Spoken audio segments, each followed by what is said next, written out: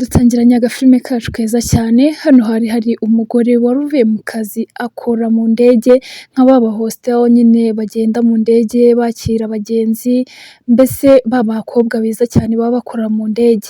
Arangije akigera hano yaraje asanga umugabo we aryamanye n'undi mugore.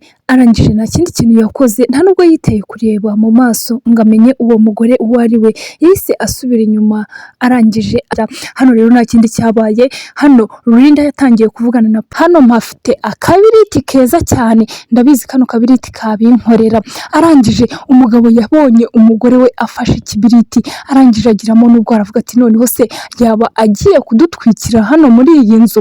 Umugore yarebye cya kibiriti aravuga ati mpise ngira igitekerezo cy'icyo nakora, ntago bano bantu nabasiga mu nzu yanjye gutya bari muri ibi ngibi ngo mbyemere. Ati njyewe ikintu ngiye gukora ubu ngubu none aha ngaha ngiye kubatwikira muri iyi nzu, hahandi na polisi ntago izigera imenya ibyabaye. Ati cyane cyane yuko bazi yuko rwose ubu ngubu ndi mu kazi, nta muntu n'umwe uzi yuko naba ndi muri ino nzu, n'umugabo wanjye nawe ubwe ntabwo azi yuko nageze hano muri iyi nzu.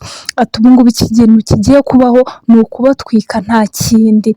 Umugore disi yahise acura umugambi wo gutwika umugabo we ndetse na wa mugore baryamanye, kumbi ntago azi yuko ari inshuti ye. Inshuti ye yahise ibibona, irangije mubwire yuko ibintu byose ari amahoro. Ati cyangwa akira mumvugishirize. Umugabo yahise agiramo n'ubwoba no gufata ya telefone ngo amuvugishe biranga. Umugore aravuga ati nta kibazo reka mwivugishirize. Dore ngo umugore arahamagara, agiye kumva yumva telefone isoneye hafi aho ngaho.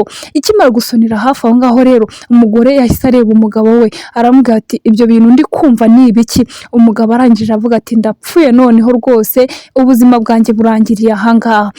Nta kindi kintu arasubiza. Umugore yahise ahaguruka noneho agifite wa muhini, arangije ahita atera intambwe aratambuka agenda yegera aho yumvishije telefone irimo gusonera.